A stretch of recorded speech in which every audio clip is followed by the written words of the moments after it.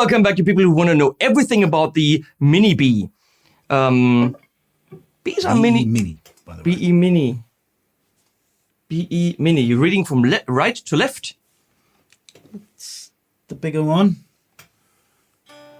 Nothing about this amp is bigger. So there's been the forums and everyone's going like crying about it, and that's just this, and it's cool, blah blah blah. Realistically, what everyone that sees it, that trolls about it and writes negative stuff is doing is they're jealous that they're not going to buy it because realistically you want it. You might not be able to justify it because you're not a lawyer and you don't have a desk. Or someone else with enough cash to throw around at a cool toy, which I think it is.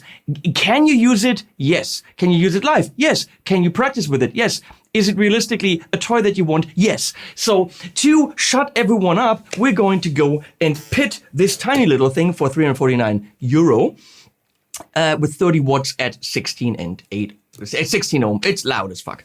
Against one of the real deals. We don't have the BE 100 here because Boutique Amps Distribution doesn't love me enough. But we have these... It's the only reason? For 4 reasons. We have the small box here, which has the BE channel. So that's the real BE channel from the BE 100, right? Yeah, it is. Just in 50. Yeah. Nobody needs 100. 100 is 50 too many. So that's the real tube amp. That thing clocks in at $3,000. A little over 3, yeah. Okay, so I'm going to tell you, the big thing sounds better, and you know why? Because it's got glowing things, and it's heavy. It's got the big transformies, and it's $3,000. Obviously, it sounds better than this. Me telling you that that sounds exactly the same, you can do the same stuff, is complete bullshit. Even Dennis, as messed up in the head as he is, wouldn't try to tell you that this is a replacement for this. No, can't be. So, but how close does it get? I can only tell you it will sound a little bit more transistory, or because that's what it is. It will sound a little bit fizzle-esque in the top end, but in a band context, when you're rocking out, when you have the big amp on stage, you look all cool and stuff. But if you have this on stage, will the girls point and laugh and, look, his thing is really tiny, or... Well, maybe in comparison, other things look bigger. So, yeah, but good point. Good point. But really, like a big ass tube amp to carry around from rehearsal to actually use that as a practice amp at home. I don't, Look, if you're playing in like a classic rock band, I mean, this has one sound with variations, but realistically, one sound plus rolling the guitar volume down. But if you're playing in a band where that sound is enough, and you're playing at a wedding, for fuck's sake, take the Mini, because nobody gives a flying rat's ass. I mean, if you're just in it for the money, and actually you want the chicks to say, oh, we really like your tiny little thing, we'd love to hear that. Then, okay, we're gonna go, this is this one now. We're gonna start with the Mini BE.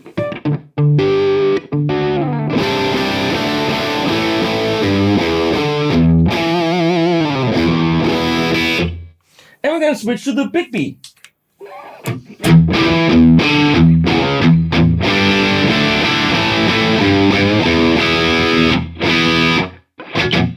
We can't switch back because of solid state digital amp reasons. We have to turn it back on.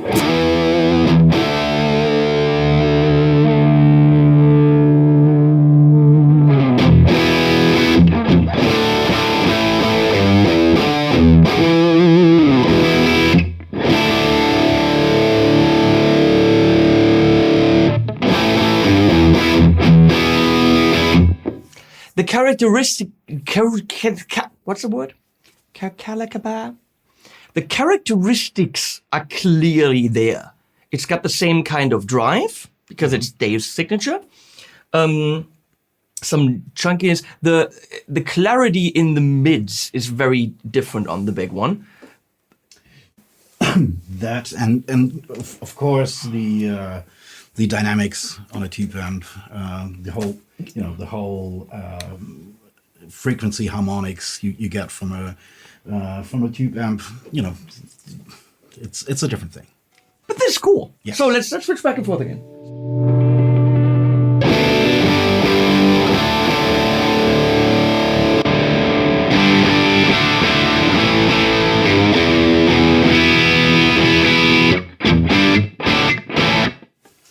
I'm going to say you can play the same songs. You're going to get, again, with an audience, let me switch back.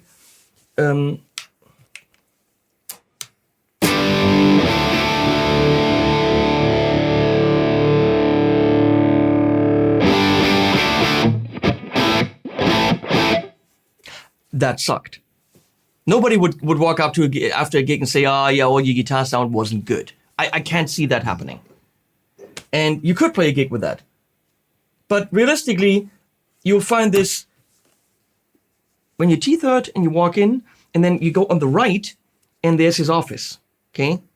And in that dentist's office right there, that's where you will find this. Also, car salesmen that are Friedman aficionados will have this. Mark Hazansky will have this because... He's Mark. He's Mark. Those people, the fans, realistically... You spend your money, you lawyer, spend your money on a BE. You probably have a Steve Stevens and a Dirty Shirley, but then the Dirty Shirley twin sister came out and you bought that as well, which is ridiculous because you already had a Dirty Shirley. No, but yeah, for you that's good because you can feed your family. But that's who this is for the freaking diehard fan and his kids. And his nephews. Yeah, and also it could be your way into the Friedman world. Like, not everybody can afford a $3,000 if you can $4,000 amp. If you can afford $350 and you want to play around with it and you're having fun and you're creating music, which is the most important thing. If this inspires you, you're creating music, then you know what amp to save up to. Because then you know, okay, I want a Friedman now, even more than before. Absolutely. Well, we'll switch back one more time. Then you know, and then we're out of here. This one.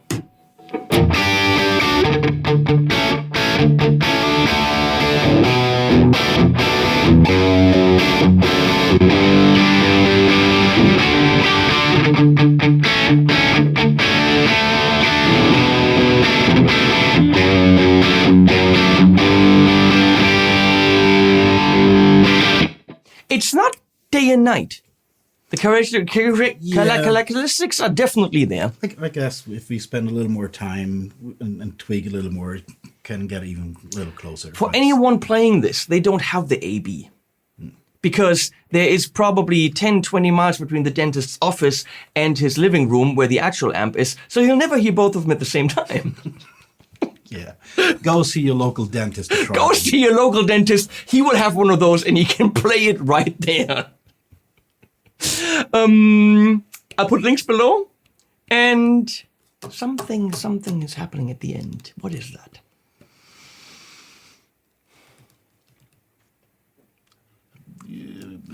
Llamas? I don't have llamas. I might have llamas.